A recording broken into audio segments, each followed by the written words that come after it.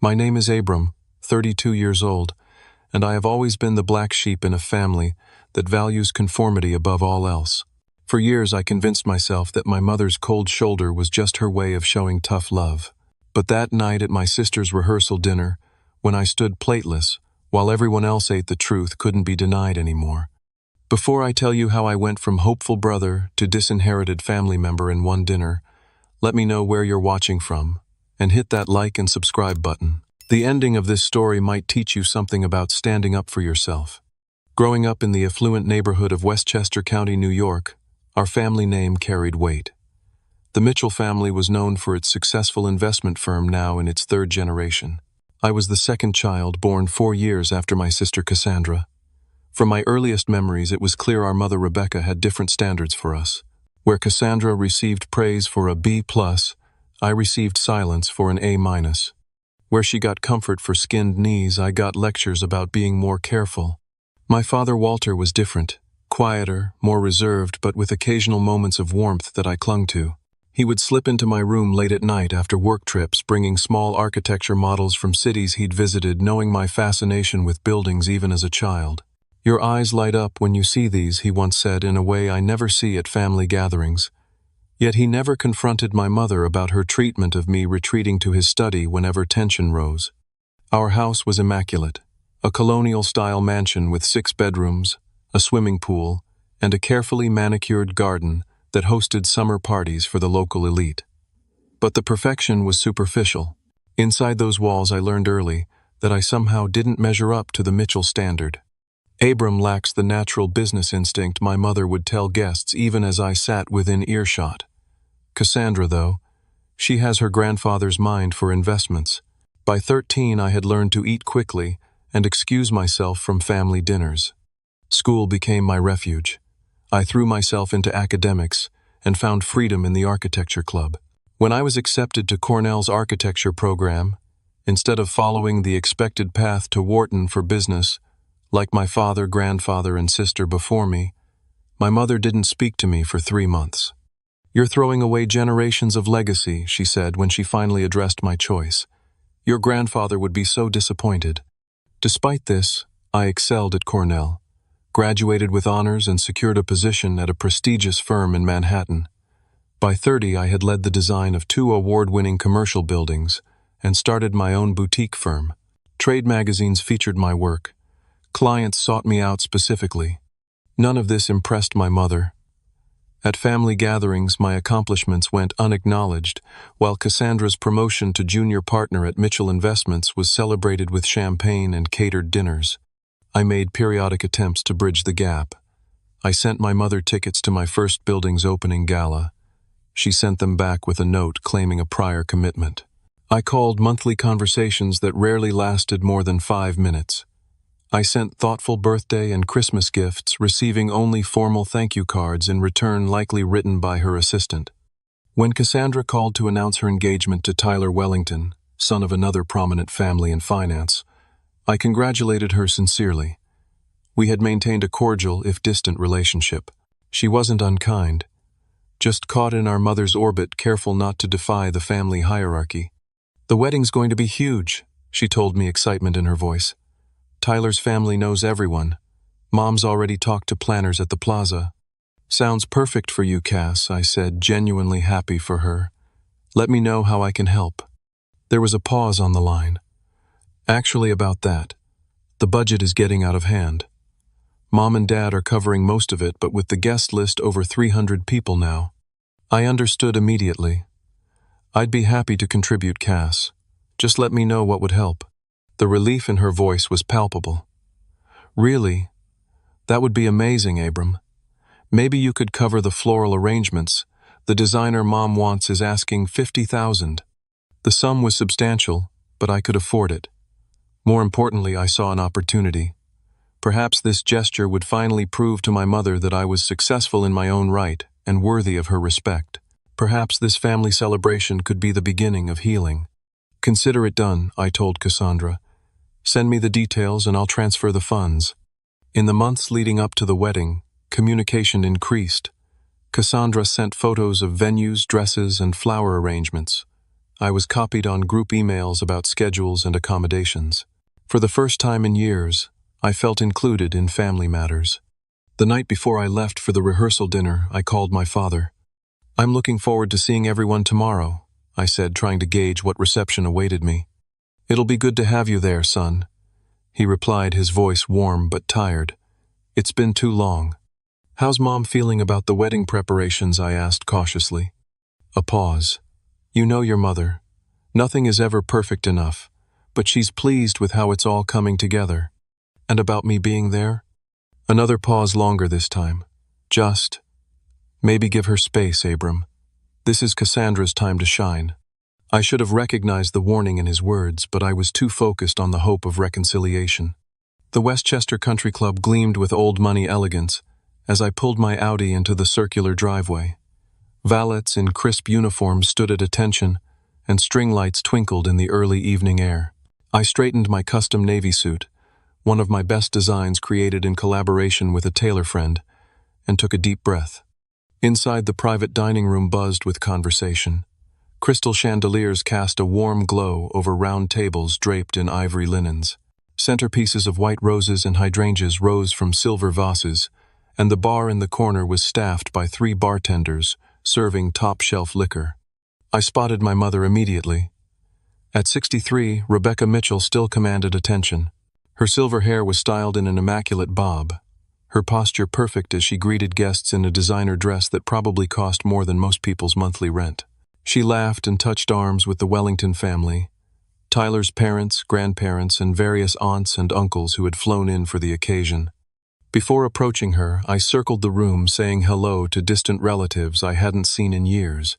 "Abram, my goodness, you've grown up," my father's cousin, Patricia, exclaimed.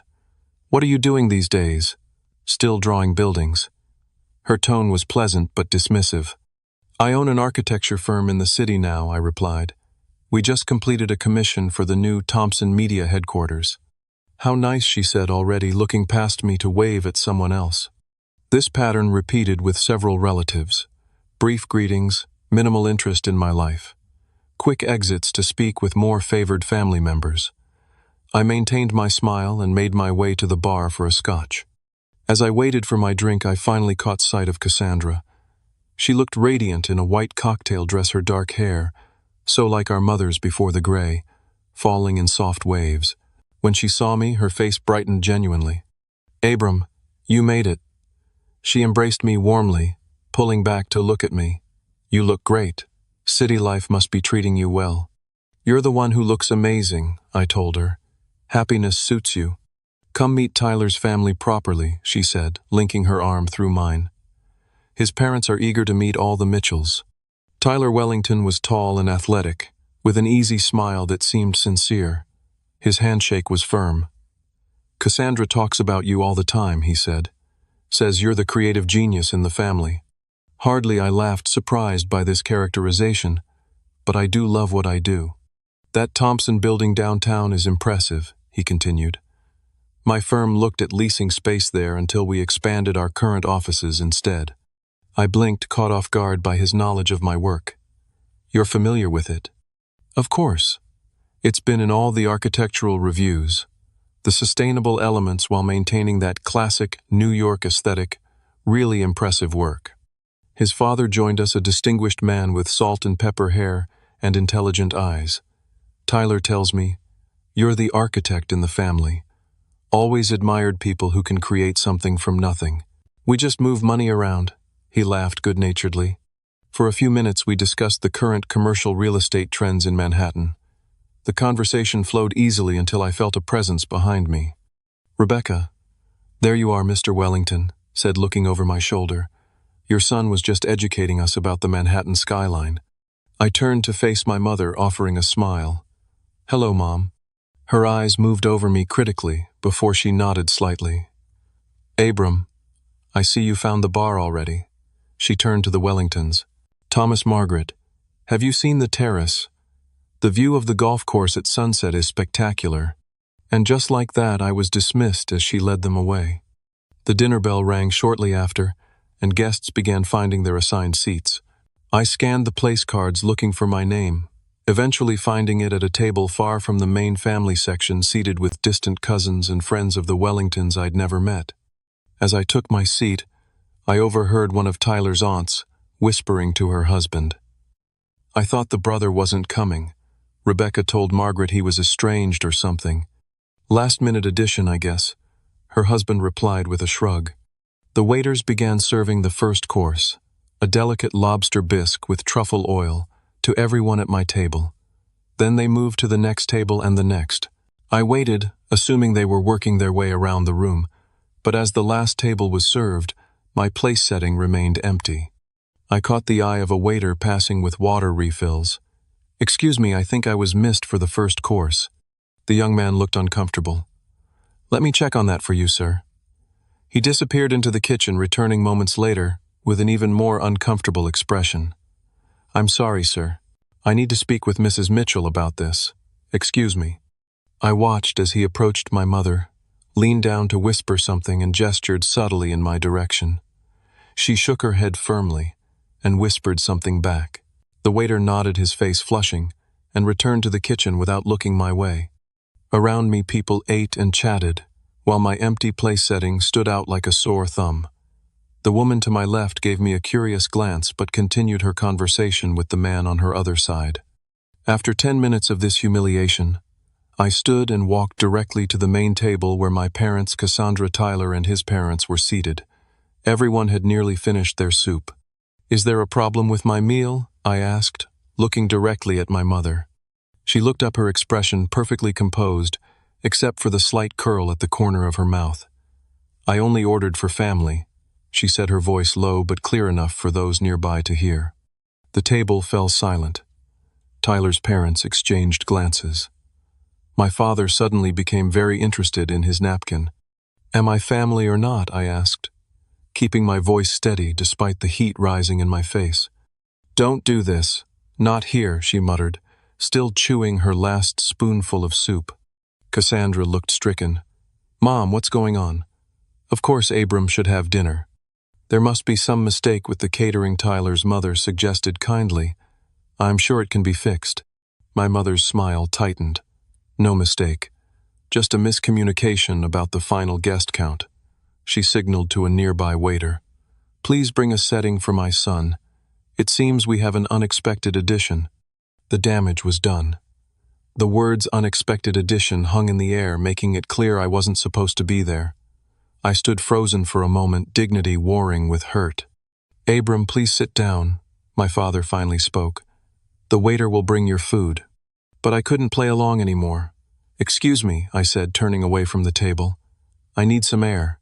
The night air hit my face as I stepped onto the terrace, my hands shaking slightly as I braced them against the stone railing. Inside, the dinner continued. The gentle clink of silverware, the murmur of conversation, the occasional burst of laughter. Out here, crickets chirped in the manicured gardens, and a fountain bubbled nearby, sounds that should have been soothing but only highlighted my isolation. I pulled out my phone, scrolling to find the contact information for Maxwell Jenkins, the wedding planner Cassandra had been working with. I had his number from the group emails about flower arrangements and delivery schedules. After 3 rings, he answered. "Maxwell Jenkins speaking." "Maxwell, this is Abram Mitchell, Cassandra's brother." "Oh, Mr. Mitchell. Is everything all right with the rehearsal dinner?" His voice held professional concern. "Actually, no. There seems to be some confusion about my invitation. I just discovered I wasn't expected at the dinner, and apparently won't have a place at the wedding either." There was a long pause. I'm not sure what to say, Mr. Mitchell. This is awkward. Just tell me what you know," I said, my stomach tightening with dread. He cleared his throat. "Your mother specifically instructed us to remove you from all guest lists 3 weeks ago. She said there had been a family disagreement, and you wouldn't be attending." The revelation knocked the wind from me.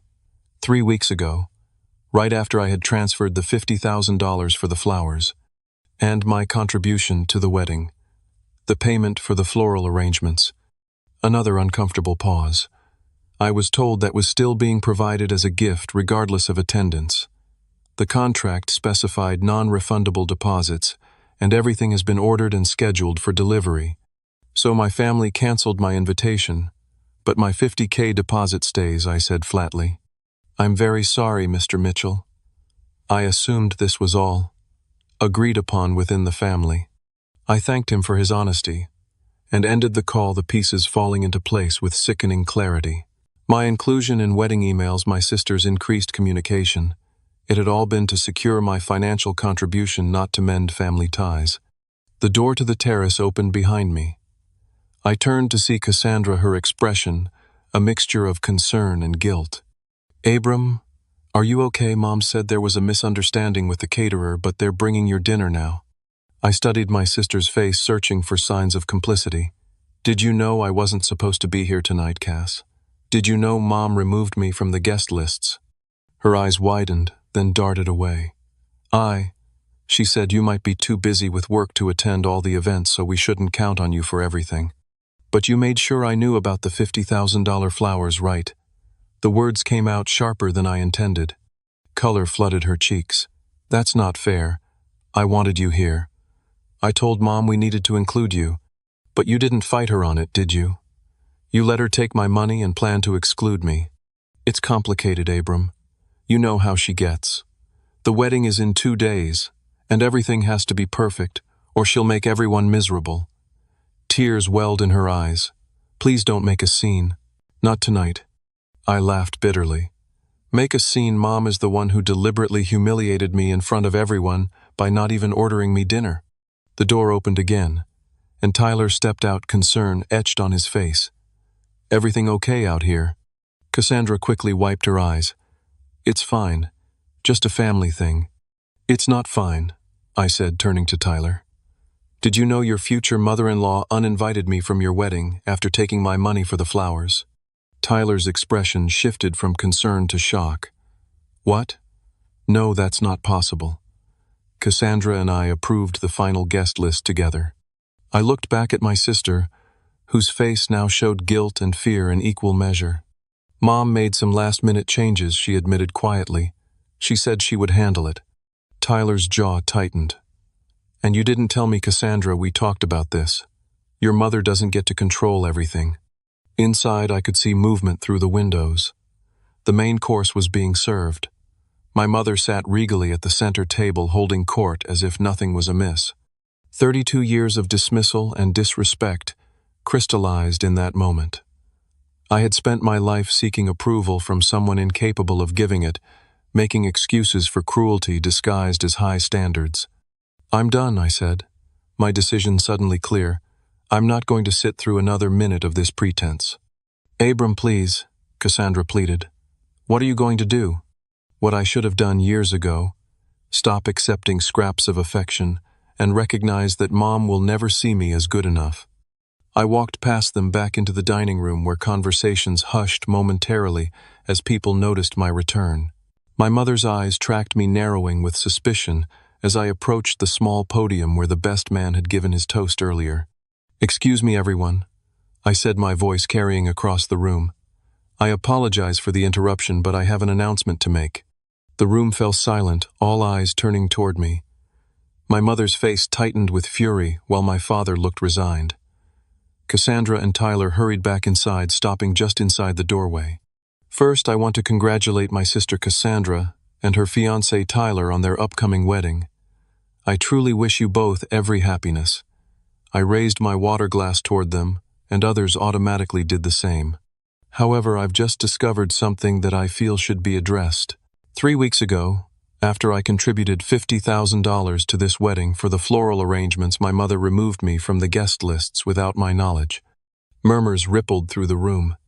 Tyler's parents exchanged alarmed glances.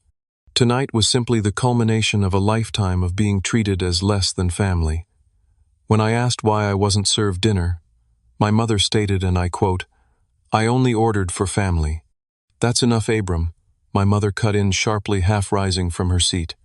No, Rebecca, let him speak, Tyler's father said firmly, surprising everyone. I want to hear this. My mother sank back into her chair, her face a mask of controlled rage. I pulled out my phone and opened my email. I have here years of attempts to be part of this family. Invitations to important events in my life that were declined. Congratulatory emails about my professional achievements that went unanswered. Monthly calls that lasted less than 5 minutes. I began reading excerpts. The 12th of December, 2019. Mom and Dad, I'm honored to invite you to the opening gala for the Thompson Media, building my first major project as lead architect. It would mean the world to have you there. The response dated the same day. Abram, we have a prior commitment that evening. Perhaps another time. Mother. The 3rd of June 2020. Mom, my building just won the Urban Design Award. Thought you might want to know. No response was ever received. The 14th of February, 2021. Dad, I left you a voicemail about getting lunch next week. Let me know if Tuesday works. His response, your mother has planned a charity luncheon that day. Another time. I looked up from my phone to see uncomfortable expressions throughout the room. Cassandra was openly crying now, Tyler's arm around her shoulders. I've spent my life trying to earn a place in this family, believing that if I was successful enough, accomplished enough, generous enough, I would finally be accepted. Tonight has shown me the futility of that hope. I put my phone away and straightened my shoulders. So I'll make this simple. I won't be attending the wedding. My gift of the floral arrangement stands. Consider it my final attempt at being a good brother and son. But I will no longer subject myself to this treatment. I turned to face the Wellington family directly. I apologize that you've been drawn into this family drama. Please know that this reflects only on the dynamics of the Mitchell family, not on Cassandra and Tyler's relationship, which I believe is genuine and loving. As I stepped away from the podium, Tyler moved forward, his expression resolute. Actually, I have something to say too, he announced, his voice steady. Mr. and Mrs. Mitchell, I respect you as Cassandra's parents, but what I've witnessed tonight is unacceptable. Abram is not only Cassandra's brother, he's an accomplished professional who deserves basic respect. My mother's face had gone from rage to shock. This was clearly not the response she had expected from her future son-in-law. Tyler, she began, her voice honey sweet. You don't understand our family history. I understand enough, he replied firmly. And I need to be clear. If Abram isn't welcome at our wedding, then perhaps we need to reconsider having the wedding at all. The room erupted in whispers. Cassandra moved to Tyler's side, taking his hand in a show of solidarity that sent a clear message. Now let's all calm down, my father finally spoke up, his voice faltering. This is a celebration. Let's not ruin it with old grievances. Old grievances, I echoed. Dad, this happened tonight. It's happening right now. I turned and walked toward the exit, dignity intact, but heartbreaking all over again. As I reached the door, I heard Tyler's mother's clear voice. Rebecca, I think we need to have a serious conversation about Saturday. The hallway outside the dining room was mercifully empty, as I leaned against the wall, suddenly exhausted. Part of me wanted to keep walking, to my car, back to my apartment in the city, away from the decades of rejection. But something held me in place, perhaps the lingering hope that this confrontation might finally force change. The door opened, and Tyler's father, Thomas, emerged, his expression grave but determined. Abram, would you join us back inside? There are some things that need to be addressed as a family. I hesitated. With all due respect, Mr. Wellington, I've said what I needed to say.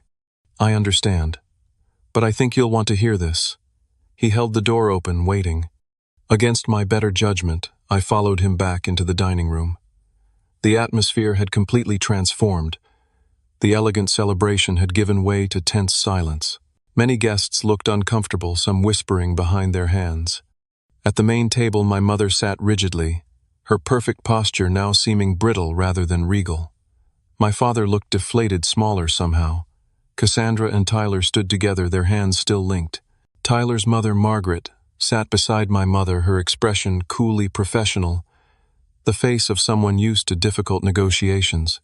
Thomas guided me to an empty chair that had been added to the main table, directly across from my mother. As I sat, I noticed my place now had a full dinner setting and a plate of food, though I had no appetite. Rebecca, Margaret began, her voice calm but firm as parents of the groom. Thomas and I feel we need to address what's happened tonight. My mother's smile was tight. A simple misunderstanding blown out of proportion. Abram has always been sensitive. What I witnessed wasn't a misunderstanding, Thomas said. It was deliberate exclusion of your son, followed by an attempt to dismiss his legitimate concerns. Our families are about to be joined, Margaret continued. We need to be clear about our values. In our family, we don't treat people this way, especially not our children. Tyler cleared his throat. Cassandra and I have talked, and we want Abram at our wedding. Not just present, but included, as family should be. My sister nodded, finally finding her voice. Mom, what you did tonight was cruel, and it's not the first time. I've watched how you treat Abram for years, and I've been too afraid to say anything. Afraid our mother scoffed. Of what exactly? Of becoming the target instead, Cassandra said quietly. Of losing your approval. Of being treated the way you treat him. The truth of her words hung in the air. For the first time, I saw my sister not as my mother's ally, but as another victim of her manipulation. One who had found a different coping strategy than mine. I have only ever wanted what's best for this family, my mother insisted, looking around for support. Everything I've done has been to uphold the Mitchell name. By taking my money for the wedding while planning to exclude me, I asked, unable to keep the hurt from my voice. How does that uphold anything, except your own control? The flowers were your gift to your sister, she snapped. Your attendance is a separate matter entirely. Rebecca, my father finally spoke, his voice uncharacteristically firm. This has gone too far. She turned to him, surprised by his intervention. Walter, stay out of this. Number. The single word seemed to cost him enormous effort. I've stayed out of it for too long. What you did tonight was wrong. What you've done to Abram for years has been wrong. The room was utterly silent now, everyone witnessing a family imploding in real time. You all think I'm the villain, my mother said, her voice trembling slightly. Whether with rage or emotion, I couldn't tell. But I've only ever pushed for excellence. Abram chose to reject our family legacy, to go his own way against generations of tradition. I chose a different career, I corrected her. Not a different family.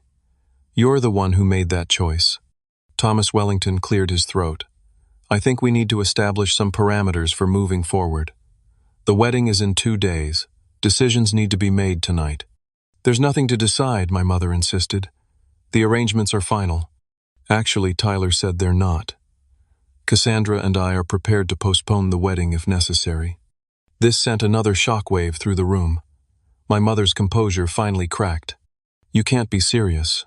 Everything is paid for, guests are arriving from across the country. Then I suggest we find a solution, Margaret said calmly. One that includes Abram as a welcomed and respected member of the family. I looked at my sister, seeing real remorse in her eyes. I'm sorry, Abram.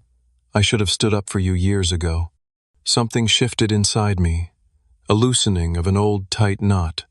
For the first time, I felt truly seen by a member of my family. What do you want, Cassandra? I asked gently. It's your wedding. She took a deep breath. I want my brother there, not just as a guest, but standing beside me. In fact, she looked at Tyler, who nodded encouragingly. I'd like you to be my man of honor, Abram. Not just a groomsman or guest.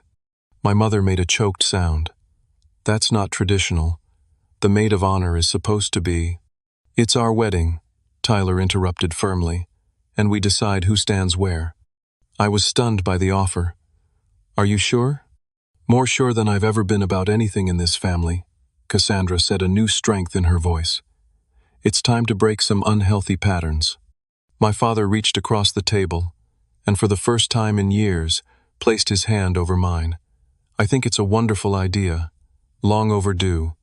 The tide had turned. Even my mother could feel it, looking around at the united front facing her. She was losing control of the narrative she had crafted for decades. Fine, she said tightly. If that's what you want, Cassandra. It is, my sister confirmed. And one more thing. Abram's invitation wasn't the only one you changed without telling us. We'll need the original guest list restored. My mother's eyes widened slightly. Apparently, Cassandra knew about other manipulations I wasn't even aware of. Thomas raised his glass. Then I believe we have a resolution. To family, in all its complicated forms.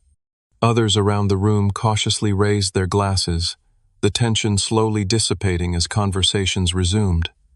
The crisis had passed, but the dynamics had fundamentally shifted. As dinner continued, Tyler leaned over to me. "For what it's worth, I've been following your career for years. Your work on sustainable urban design is revolutionary. I'm honored to have you as a brother-in-law." For the first time that evening, I felt a genuine smile form. "Thank you. That means more than you know." Across the table, my mother maintained her composure, but I could see the calculations happening behind her eyes.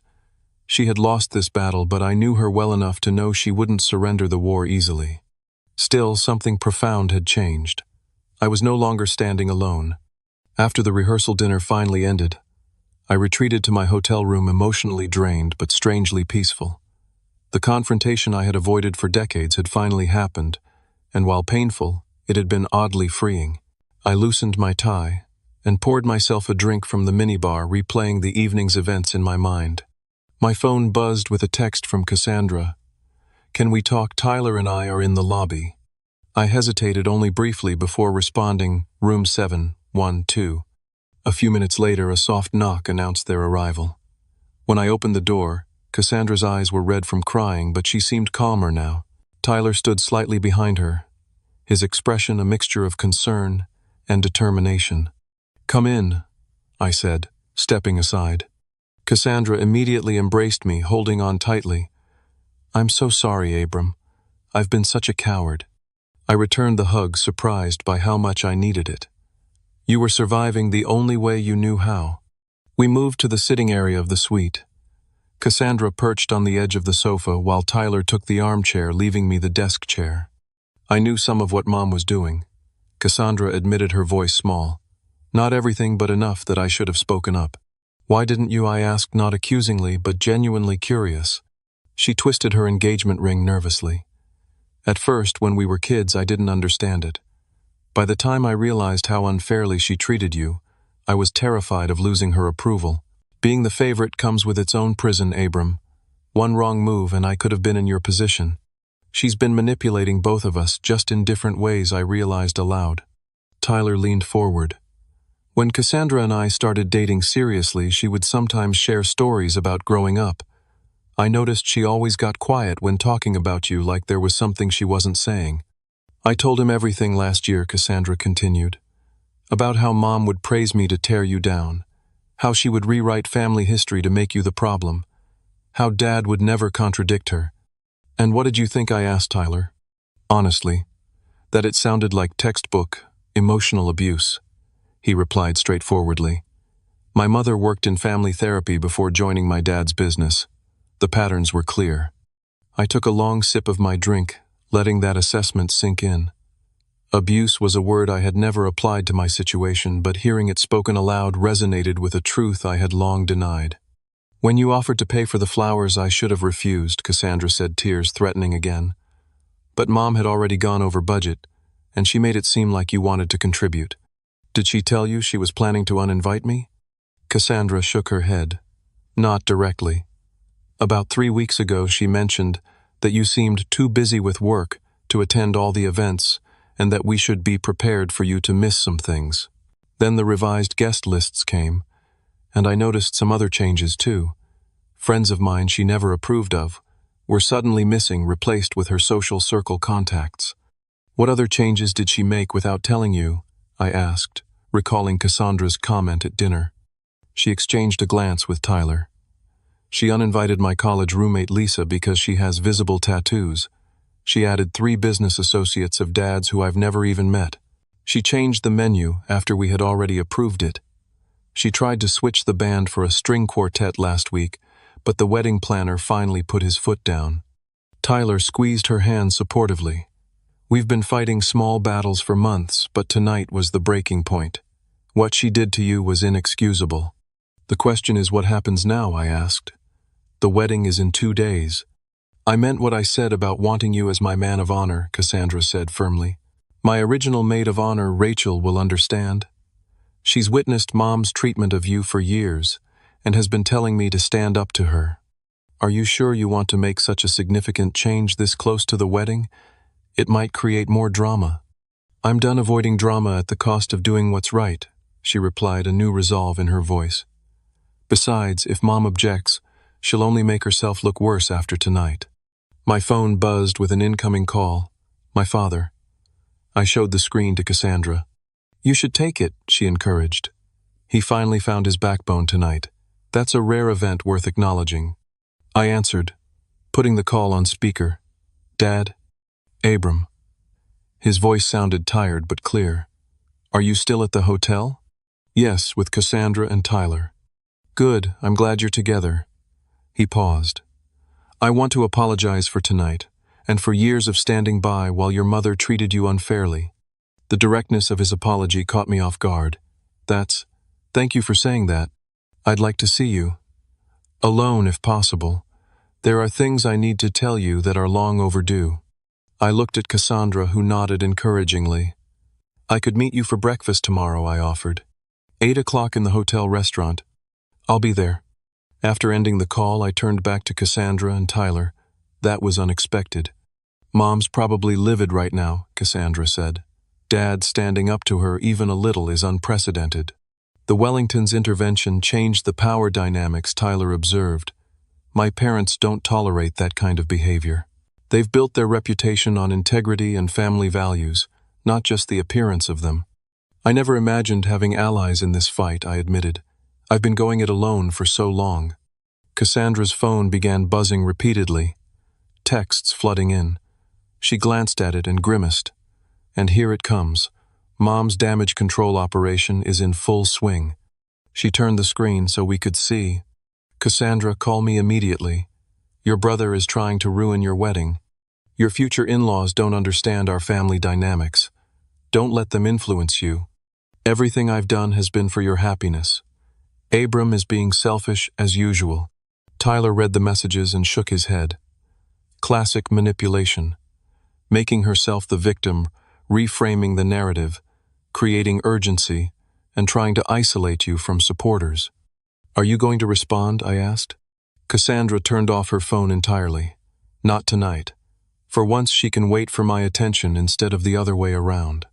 The simple act of defiance seemed to strengthen her. I've spent my whole life jumping whenever she called, rearranging my priorities to suit hers, accepting her version of reality. Not anymore. Tyler put his arm around her. I'm proud of you. She leaned into him, then looked back at me. What about you, Abram? Are you really okay with being my man of honor? It's not just for show or to make a point. I want you there because you're my brother, and I love you despite everything.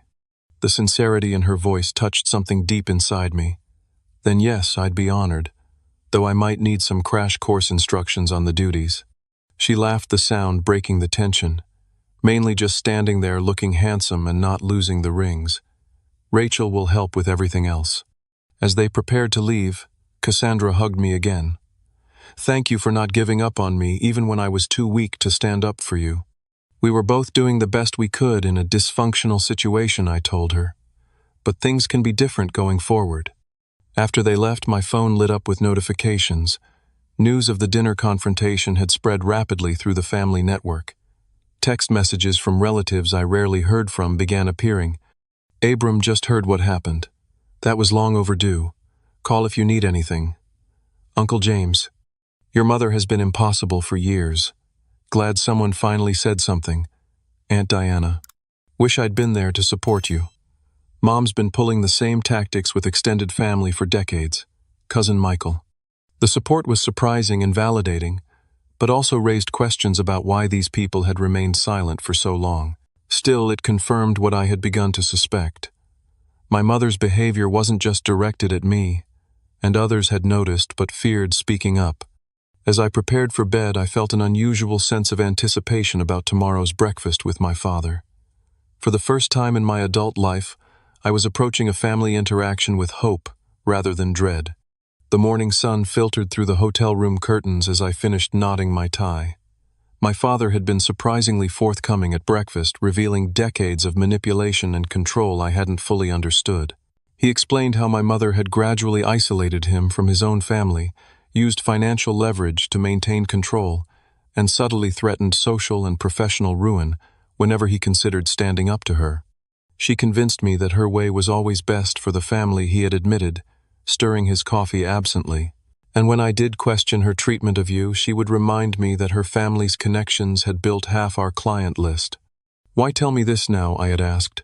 Because watching you stand up to her made me realize how much courage I've lacked. He replied, his eyes finally meeting mine directly. And because I don't want to lose my son forever. Now, as I prepared for the wedding, my phone buzzed with a text from Cassandra. Still good to be my man of honor. Last chance to back out before Mom arrives at the venue. I replied immediately, absolutely. See you there. I had barely set down my phone when it rang. My mother. After a moment's hesitation, I answered. Abram. Her voice was controlled, measured. We need to discuss today's arrangements. Good morning to you too, Mom. She ignored my pointed greeting. This man of honor nonsense has gone far enough. You've made your point. Now it's time to think about what's best for Cassandra. I am thinking about what's best for Cassandra, I replied calmly. She specifically asked me to stand beside her today. It's inappropriate and you know it. You're deliberately disrupting tradition to spite me. This isn't about you, Mom. It's about supporting my sister on her wedding day. She changed tactics, her voice softening slightly. Abram, I know we've had our differences. Perhaps I've been too hard on you at times. But surely we can put that aside and do things properly today. The attempt at reconciliation might have worked in the past, but now I recognized it for what it was, manipulation without genuine remorse. I'm going to be Cassandra's man of honor because that's what she wants. If you truly care about her happiness, you'll accept that. Her tone hardened again. If you insist on this public spectacle, don't expect things to go back to normal afterward. There will be consequences. There always are with you, Mom. The difference is I'm no longer afraid of them. I ended the call and took a deep breath. My hands were steady, no shaking, no anxiety.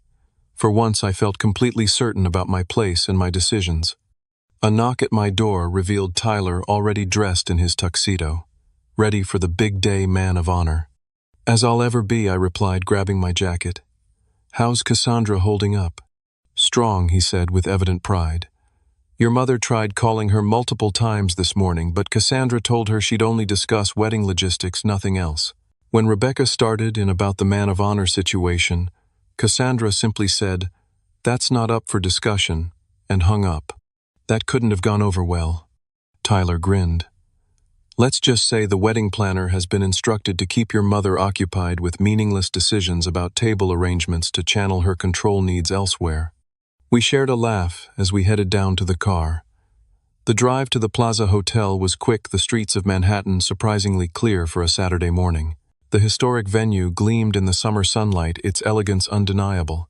Inside, wedding preparations were in full swing. Staff hurried about with floral arrangements. My $50,000 contribution on prominent display throughout the grand ballroom. I had to admit they were spectacular. Cascading white orchids, roses, and hydrangeas, with subtle greenery accents, exactly as Cassandra had described wanting. Maxwell Jenkins, the wedding planner, intercepted us near the entrance, tablet in hand and Bluetooth earpiece firmly in place. Mr. Mitchell, Mr. Wellington. Perfect timing. We have a slight situation with the seating chart. What kind of situation? Tyler asked. Maxwell lowered his voice. Your mother, Mrs. Mitchell, has been making adjustments. She's moved some guests and rearranged the head table configuration. Specifically, I prompted, already suspecting the answer. She's removed your place at the head table and created a separate small table nearby for you instead. Tyler's expression darkened.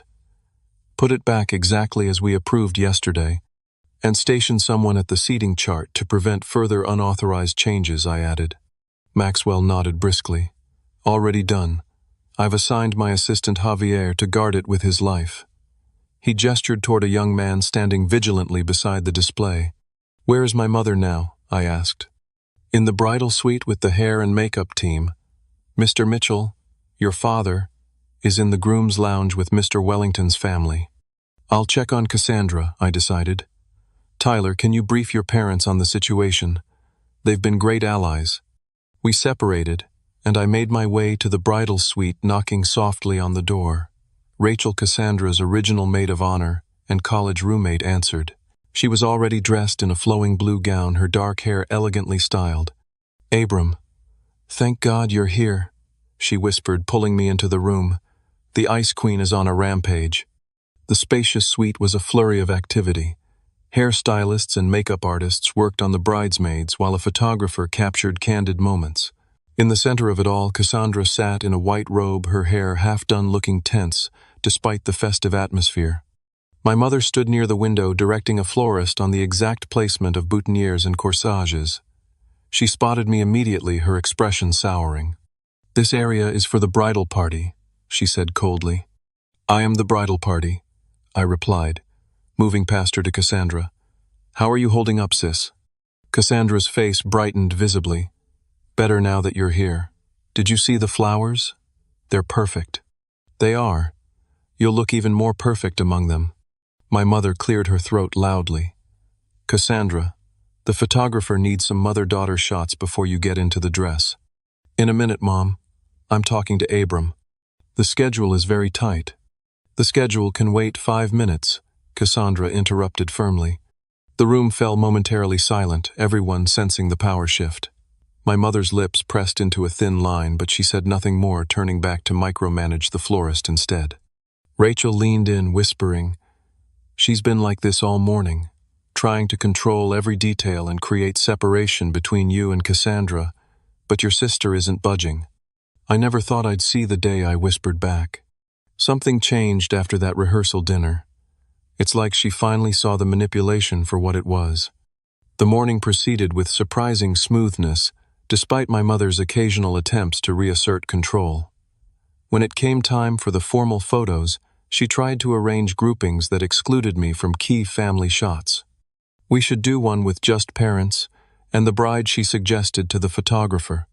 And then one with Abram as man of honor, Cassandra added firmly. Actually, the photographer said, checking his shot list, "I have instructions for a full family photo, including the man of honor, then parents with bride, then bride with man of honor." My mother turned to Cassandra. "When did you change the photo list?" "Last night," Cassandra replied simply. "My wedding, my photos." As the ceremony time approached, guests began arriving.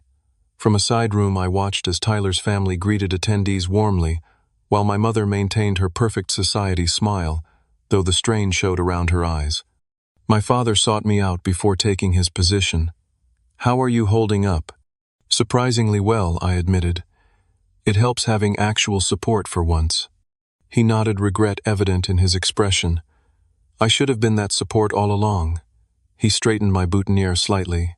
"I'm proud of you, son, for your success, your integrity, and for not becoming bitter despite having every reason to be." The simple words, "I'm proud of you," words I had longed to hear for decades, nearly undid me. I swallowed hard against the sudden emotion. "Thank you, Dad."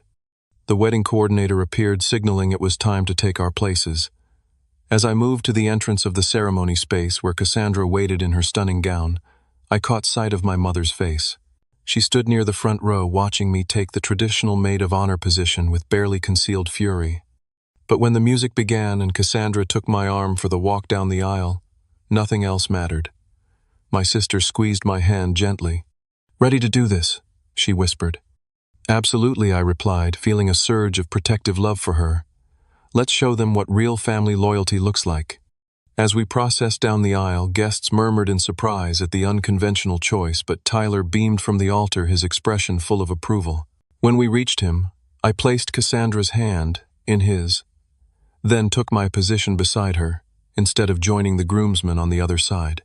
Throughout the ceremony, I could feel my mother's glare, but it no longer held power over me.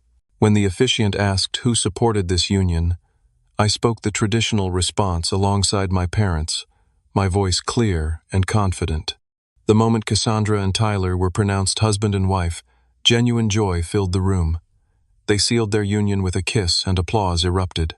As they turned to face their guests as a married couple, Cassandra reached for my hand as well as Tyler's, the three of us presenting a united front as we recessed down the aisle. It was a small gesture, but a meaningful one. Whatever came next with my mother, I knew I was no longer facing it alone. 6 months after Cassandra and Tyler's wedding, I sat in my office overlooking the Manhattan skyline, reviewing plans for my newest project, a mixed-use development that combined affordable housing with green space and community facilities. My firm had doubled in size, partly due to the publicity from the Thompson building, but also because I was no longer spending energy seeking approval I would never receive.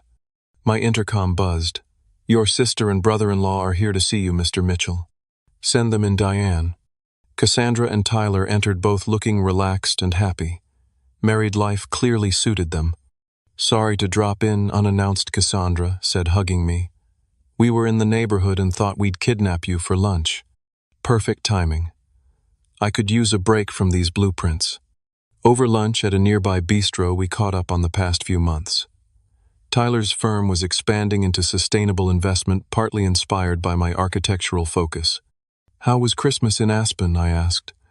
They had opted to spend the holidays skiing rather than attending the traditional Mitchell family gathering. Peaceful, Cassandra sighed contentedly. "First holiday season without drama in my entire life." "How's Mom taking the continued rebellion?" I asked, only half joking. Cassandra rolled her eyes. "Still attempting damage control within her social circle. She's telling everyone I'm going through a phase of independence that I'll outgrow once we start thinking about children." "Speaking of Mom," Tyler interjected, "have you seen the latest society page? She's launched a new charitable foundation supposedly supporting family reunification." "The irony is almost too perfect," I laughed. "Has she contacted either of you directly recently?" "Just the usual guilt-laden texts," Cassandra replied. "But they've decreased since I stopped responding to manipulation. It's like she's finally realizing her old tactics don't work anymore." The waiter refilled our water glasses as Cassandra continued. "I got together with Rachel last week. She said something interesting, that watching me set boundaries with Mom has inspired her to do the same with her own controlling mother." "Ripple effects," Tyler noted. "Standing up to toxic behavior doesn't just help you, it can empower others." That observation resonated deeply. Since the wedding confrontation, I had received messages from several cousins and even an uncle, all expressing similar struggles with my mother's manipulation over the years and appreciation for my public stand. "How's Dad doing?" I asked, taking a bite of my sandwich. "Better, I think," Cassandra said. "He started playing golf again, something Mom always discouraged because it took time away from networking. He mentioned possibly taking a trip to Scotland this summer, alone." "That's huge," I replied, genuinely surprised. Our father had never traveled without our mother in over 35 years of marriage. "He asks about you every time we talk," she added. "Seems genuinely interested in your projects." Our weekly lunches had become a tradition, my father making the effort to come into the city regularly. Our conversations were still sometimes awkward, 3 decades of emotional distance, not easily overcome, but they were improving. He had even visited my office twice, actually looking at my designs with interest rather than polite detachment. "What about you?" Tyler asked.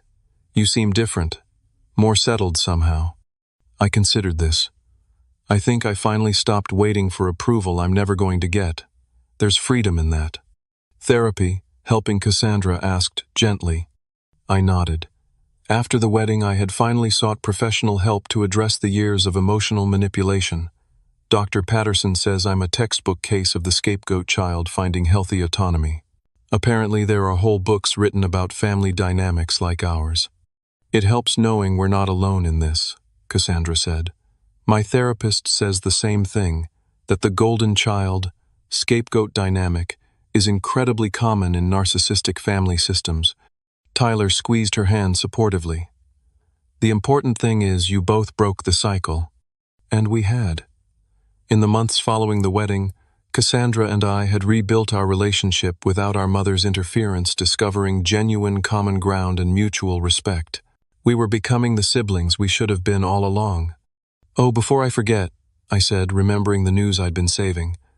"Remember Jackson Powell, that developer from Boston I met at your wedding? The one who couldn't stop talking about sustainable urban renewal? How could I forget? You two disappeared for like an hour discussing building materials," Cassandra teased. "Well, he reached out last month about collaborating on a major revitalization project in South Boston. Mixed-income housing community spaces, local business incubators. Exactly the kind of project I've always wanted to do." "Abram, that's amazing," Cassandra exclaimed. "It gets better.